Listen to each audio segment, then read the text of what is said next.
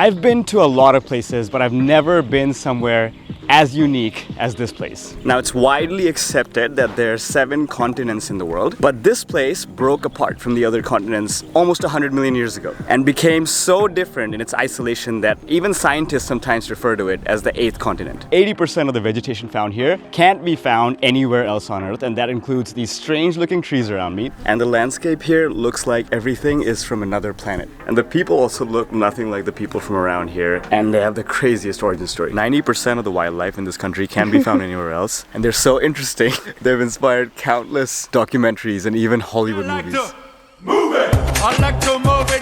I'm in Madagascar right now, which is often referred to as the world's 8th continent. In this video, I'm going to take you on a journey with me as I enter this country for the first time, experience this country, and travel around the island for 10 days. I'm going to tell you this country's story and what makes the people and the culture here so unique, and I'm going to show you why you need to visit this place. It's 5:18 p.m. and it's kind of chilly, and we've just arrived with Madagascar, and our tour guide for the trip has picked us up. So it's very different from Seychelles. We came out and it was a very interesting process. First we had to get a visa sticker, then we had to get it signed by this officer, and then we came out. It's pretty easy. Not a lot of questioning or anything like that. They just wanted to get done with it. Got a SIM card, I think, with 20 gigs of data, and then we had to get cash out, and this is where it gets crazy. The biggest bills that they have is like $5 bills, and almost everything you gotta pay for in cash, including our SIM card. And we're doing this tour for which we had to do like $1,000 deposit. So we spent literally 30 minutes figuring out how to count the cash for this, and then we finally got it right. And now Manu's getting malaria spray all over him. This is a high-risk area and we didn't know. We had no idea this was a high-risk malaria area, and he's a lot more worried than I am. Because the mosquitoes like him better. Yes. Can I have some? No, no. Just a little bit. If I die, you don't make it out. Now we're headed to the town towards our hotel. This looks like a nice hotel, and the language barrier is going to be real in this country, especially if you don't speak French, which none of us do. But our hotel room looks nice. We have a private balcony, and Manu won't let me open the door because he's afraid of malaria mosquitoes. And this neighborhood, I think, is the old town, but our guide was telling us that this is also like where you find prostitutes. And Manu already saw a fight breaking out in like a public bus outside, so he's afraid to go outside. He doesn't want to. You're afraid. I just want to be. Hey, he doesn't even want to get dinner. I want to eat. Yeah, I'm afraid. Yeah. We're out on the streets in this supposedly dangerous neighborhood and going to the nearest restaurant. Someone from the hotel is actually taking us there. We're getting dinner at this pretty fancy restaurant, and every item we got is like French. Except for Manu, who got like a classic Madagascar beef rice something. But most of the items here are French. And tomorrow we're going to talk about why everything here is French.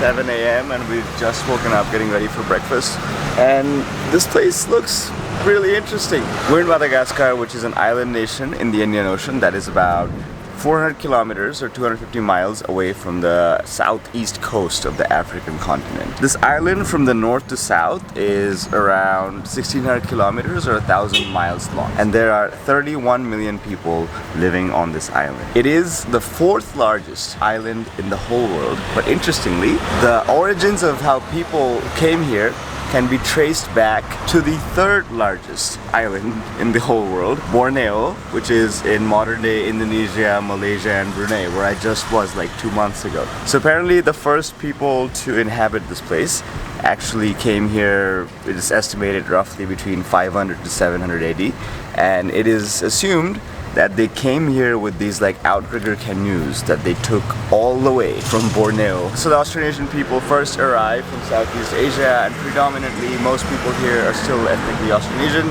But after that, people from East Africa also started to arrive, affecting this place. And after that, people from all over the world started to arrive. But more on that in the next place.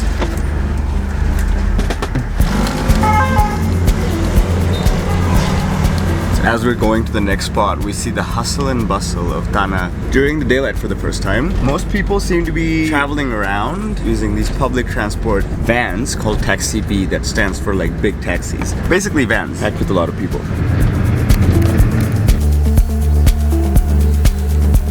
So for our first stop at 8:30 a.m., we have come to the highest hill in Tana or Antananarivo, which is the capital of Madagascar. The official number of people living in the actual city is 1.2 million, but the people living in the metropolitan area around Tana is estimated to be up to like 3 to 4 million people. It's a very packed city, very busy city, very lively city, as we saw when we were on the way here. What makes the city really interesting is that this is the highest elevation capital city out of all island nations in the world, and I believe there's like close to 40 or 50 island nations in the whole world. The reason Antananarivo is the capital city and not some port city in Madagascar, I looked it up last night, is apparently because it's so high up, it was easier to defend for the kings and rulers that used to live here. And that's why for a while before the colonial powers came, the different rulers that sort of united much of the island actually used to base their kingdom capitals from here. Malagasy is the term used to refer both to the language that is spoken in Madagascar and to the people. So the people call themselves Malagasy. The language Malagasy is an Austronesian language, and the closest language to this day that's surviving to this language is found in the island of Borneo, where the people originally came from. The people are ethnically mostly Austronesian, although the percentage of Austronesian people changes from different region to region. The culture is a mix of Austronesian, African, Arab, and even European influences because of all the different peoples that interacted with the people on this island over the years. During the early history of Madagascar, after it was inhabited and a lot of people lived here, it was ruled by a series of kingdoms and chiefdoms. Some of the kings or queens managed to actually unite much of the island together. And on this hill that we're standing right next to us is the Queen's Palace, or the Royal Palace, which is called the Rova of Tana, which is what we're gonna go explore right now.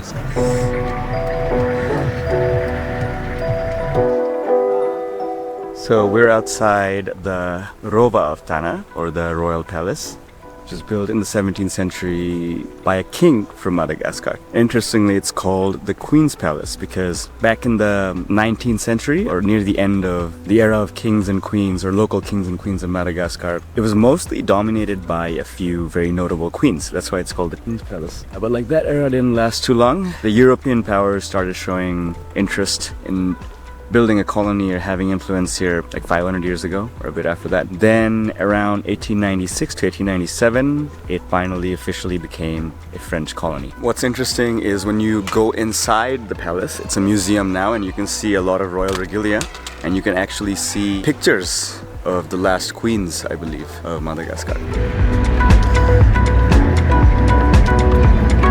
So we've come to the very bustling actual center of Tana with a lot of markets that we saw on the way here, and the big avenues and the former big buildings and currently important buildings as well. And behind me is this train station that was built in 1910 called Gareswaram. So this was built when this was a French colony, and that is very much reflected in the architecture of this place. It looks like a train station that you'd find in France. And interestingly, this is not an active train station anymore. Now we're gonna go through this street, the biggest or main street of Tana, you could say, called Avenue de l'Independence. Over there, we can also see a lot of like French colonial remains.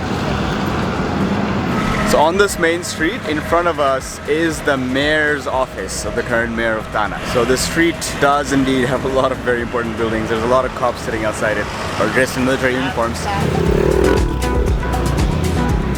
So you probably figured it out by now, but the Plaza de la Independence actually was renamed to commemorate independence from French colonialism. That happened in 1960, but something very interesting that happened was that the French did not completely leave this country alone, even after independence. The French actually did this with a lot of their, almost all of their African colonies. Even post-independence, they tried to like forcefully have a lot of influence on local matters. Smaller countries with smaller economies didn't have a say. It was like my way or the highway. The French government was like, we're gonna ruin your economy if you don't do things our way and don't do things to benefit our country. The local people of Madagascar obviously were not happy about that. And then in 1972, they started protesting, and the protests turned violent. On 13th May 1972, some security forces opened fire on the protesters led by students, and many people died. And that was a tragic day, and to remember that day, this place is called Kianza 13 May, which I guess in a combination of Malagasy and French means 13th May Plaza. But that marked a turning point in this country's history. After that, the first Republic of Madagascar collapsed that was heavily influenced by the French, and they got like more independence from the French, let's say.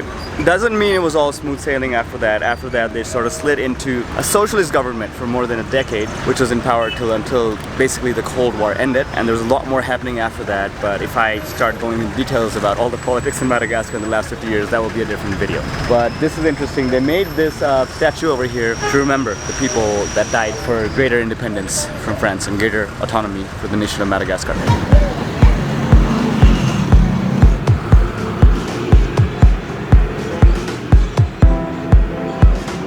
So we're on the outskirts of Tana on the western sides in basically a brick field. Something very interesting about Madagascar that's kind of sad is that 75% of people here live under the international poverty line, which means they're basically living per day on under $2 a day. The GDP per capita for the nation of Madagascar is just over $500, which makes it one of the poorest countries on earth. Every year it's usually ranked in the bottom 10. But something very interesting is that the GDP only includes formal jobs, or the formal economy, where like the jobs are governed and there's like regulations and there's taxes. But a massive part of Madagascar's actual economy is stuff that is not regulated, not taxed, informal jobs. And economists have recently estimated that if they were included in the GDP calculation, they would make up to 43% of the total GDP. Now, one of these very important informal jobs is brick making, which is a highly seasonal job. Brick making is a very important job in Madagascar, especially around the region of Tana, where a lot of rice is grown. A lot of these farmers who grow rice during the wet season, in the dry season they basically stop because they can't grow rice because there's no rain, and they use the clay from their farms, clay-rich soils, to mold them into bricks, then dry them up, and then put them in the oven and create bricks. It's August right now and it's like peak dry season, which also happens to be peak tourist season because it's the least rainy.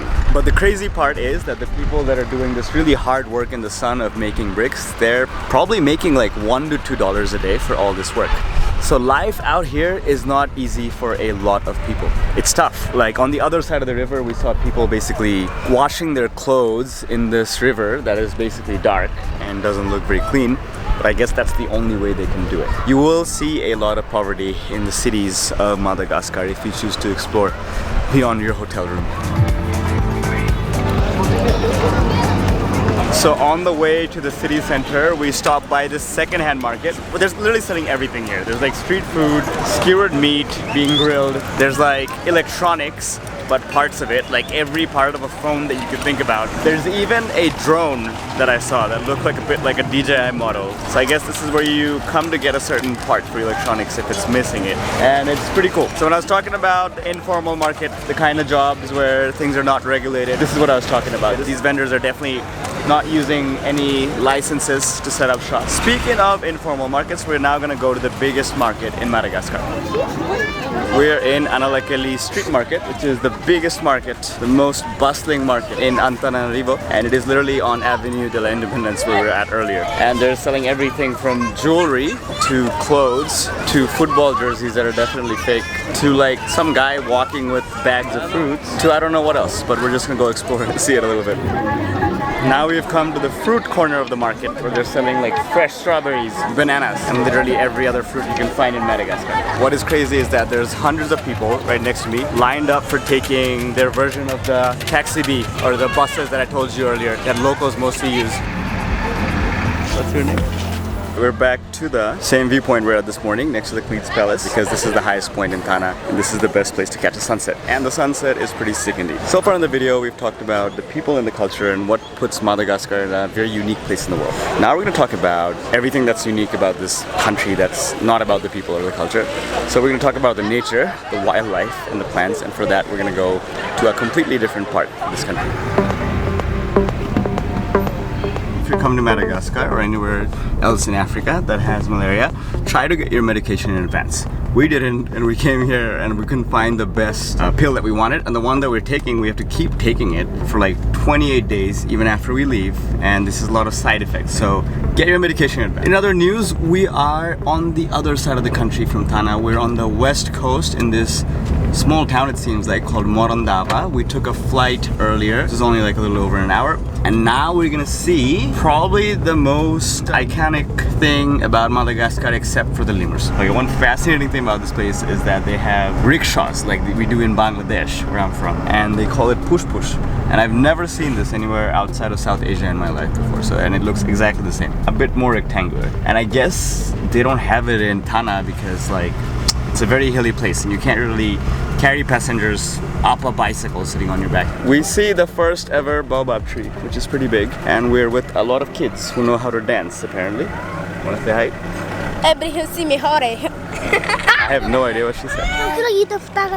Say salamat. Salamat.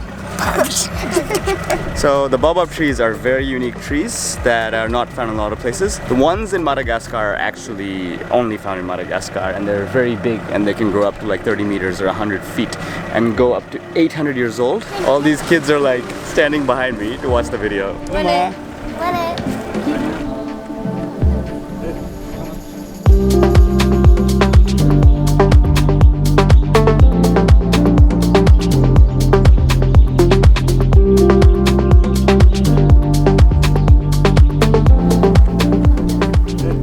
So we have arrived at the Avenue of the Baobabs, and this is unlike anything I've seen before. These trees look so weird. None of the ones here are 30 meters high. I know that for sure because I was flying my drones at 30 meters and I was going above them, but they are pretty high and they are just the weirdest shaped trees you'll never see anywhere else. We're just going through this walk. This concentration of trees lasts maybe like 500 meters from what I gathered from the drone.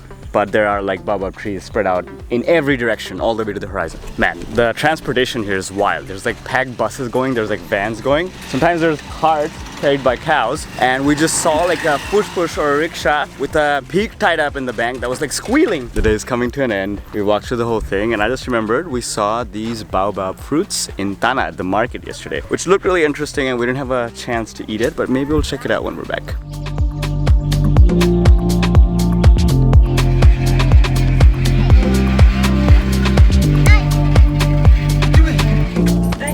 Okay, we're still on the west coast of Madagascar, but we have come to Tsingy National Park, if I'm pronouncing that right. This place is like a 10-hour drive from Morondava, and it comes through the Avenue of the Baobabs that we saw the day before. But it is the bumpiest ride ever. It's like proper off-roading, even though it's called like a national road. It's like you need a 4x4 and you're just like constantly jumping around. So we did that all of yesterday, and today we're in Tsingy National Park. We're gonna do this hike called the Grand Tsingy, which is a bit of a via ferata at some places from what I understand. So we have like harnesses and everything, but it's supposed to be really cool. So we started our hike in this jungle basically because most animals are only there in the jungle at the start of the day, and then it gets too hot and then they hide. Right after we started the hike, like 10 minutes in, we saw our first ever lemur. It was like a very small lemur. It's like a nocturnal lemur apparently, and apparently it grows up to like 350 grams. That's like 0.7 pounds, so it's like a really tiny one. And it's like just staying still there and occasionally moving around. But it was so cool. We saw our first ever lemur in Madagascar. Feels like the trip is almost complete. By the way, I think there's around 100 species of lemur. The big ones we'll hopefully see later in this video. Okay, we just saw our first bigger lemurs of this trip. I think it's called Dekans sifaka. They can go up to 4.5 kilograms, and they're not nocturnal, so apparently they were just having their breakfast, like eating all these berries and fruits and seeds. Something very interesting about these lemurs, on top of being super cute, is that they are monogamous. Like, I think they pick one partner and stick with them. Our guide was telling us apparently if the partner dies, they just stay single the rest of their lives. It's pretty crazy. I don't think that's common among most animals. And he was saying the lemurs don't grow any bigger on this side of Madagascar, at least. Character a little bit. We see the first famous limestone formations of this national park. I think this is the part where we start hiking, because we've been like walking in mostly flat terrain for like a kilometer so far. I was right, the climbing begins right now. You can go first, then.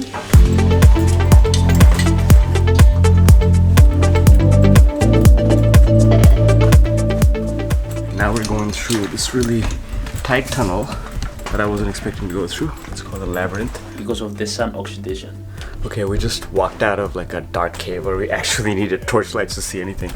These rocks are actually super sharp and they're hard to hold. I can't even imagine what walking on these would be like back in the days. People were having a hard time back in the days walking through these things without like hurting their feet, and that somehow inspired the name Tsingy. Basically in their language, walking tiptoe sounds like Tsingy. They had to walk tiptoes through the small flat places like we're doing right now. Water comes out from the tree. It's wet color. We're doing the last climb to the top, and this is basically the Via Ferrata. The reason we're doing this on cables is because the fall from here will probably be fatal. Definitely not comfortable. We made it to the top and it's actually insane. It's actually insane. The climb up was crazy. There were like lots of dark parts, dark climbs and really small cracks that we had to get through and climb up. But this is really cool. Honestly, this wasn't as hard as I expected. We've only walked like 1.5 kilometers horizontally and hiked for like 2 hours. That's pretty easy. I guess most people complain about it because a lot of the tourists here are like a lot older. But on the top you can see these like limestone sort of like things sticking up, and all of this, if you've been scuba diving, you've probably seen this underwater. All of this used to be in the ocean like millions of years ago and then came up. That's why it's so unique. And I guess it used to be white in color and became like more gray.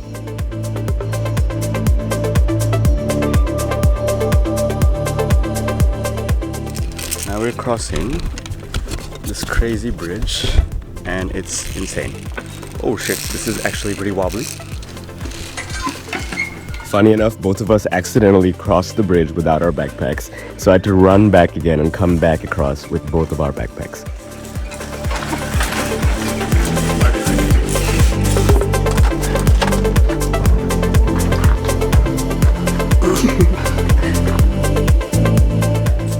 So on the way out, of course, we saw some more lemurs, and that was the brown lemur, not one we'd seen before. But now we're gonna go to another part of Madagascar where there are bigger and more interesting lemurs.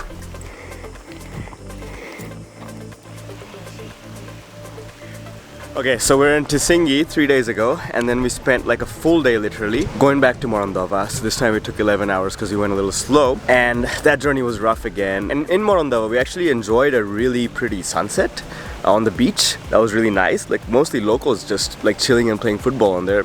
And then the next day we took a flight back to the capital, Antananarivo. And yesterday, same day we took the flight, we actually came to the rainforest, Andasibe, like a protected area, a reserve. If you can't tell, it's called the rainforest because it's raining very hard right now. And yesterday night we actually went on a night walk to see some wildlife, and we saw like a really small mouse lemur that maybe wasn't too excited to see us as we were excited to see it, and some geckos and some toads. And then we went home, slept, and now it's like 8 AM and it's raining very hard, but we're gonna go out and try to see the biggest lemurs in all of Madagascar. I was expecting to be really hot because it's a rainforest, but it's apparently like 1,000 meters up, I realized this morning. So it was pretty chilly this morning and last night. I'm still wearing a sweater.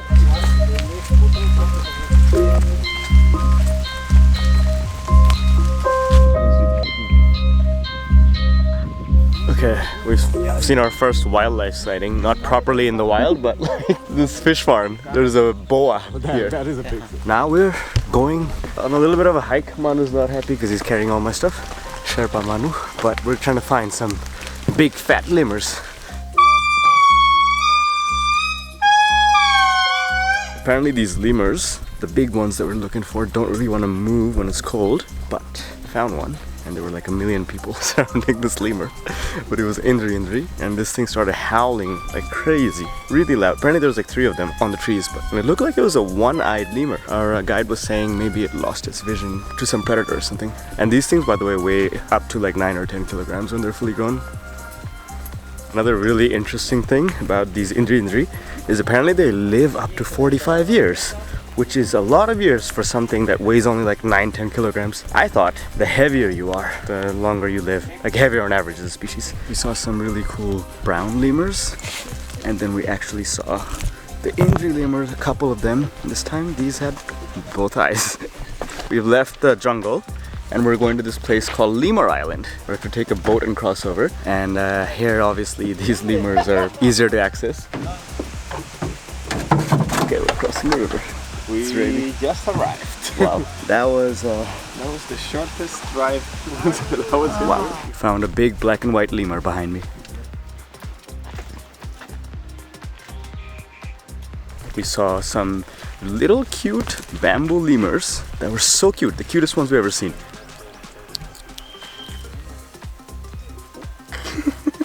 And then there are these brown lemurs that look like terrorists, have like scary eyes. And of course there's the black and white raft lemurs that are just like huge and have like hands that look like human beings. Oh my god, I'm scared. These big hands. Now we're going to see the funniest lemurs of them all. And the funniest thing is they can't like walk normally, they just have to jump from one place to the other. And it looks really funny. Alright, for our last stop of the day, we're in a crocodile farm where they have Nile crocodiles. Yes, these also exist in the Nile. It's the same species, and this is the only animal in Madagascar, except for sharks around the island, that can actually eat humans. My biggest fear in life are crocodiles. And these things, the Madagascar Nile crocodiles, can grow up to 6.5 meters or like more than 20 feet long, and they can weigh up to 700 kilograms. If you see one on the water, you're fine.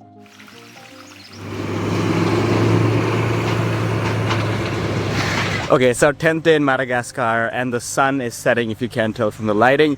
And we're actually going to another African country tonight at like 3 a.m. that we've never been to before, so no sleep tonight. So we came back from Andasibe to Tana last night and we're now by the airport. But I just wanted to recap on this video and on our time in Madagascar and the almost 10 days that we spent here. This has really been a very unique place. The nature, like Tsingy, the animals, like all these lemurs and other animals that we saw, the plants, baobab, like all of it is stuff you don't find anywhere else. So I see why people call it the 8th continent. It's been a lot of traveling. We've just gone east to west in like the top part of Madagascar without even going all the way to the north, and that took a full 10 days. We haven't had a single day when we didn't have to wake up at like 6 or 7 a.m. to do something until this morning, and even this morning we had to check out and change rooms. So it's like a lot of traveling. We spent a lot of times in vans, and it feels rough because the roads are often very rough, like I showed you earlier in the video. But I think it is worth it. It is one of those places less explored. You don't see a lot of tourists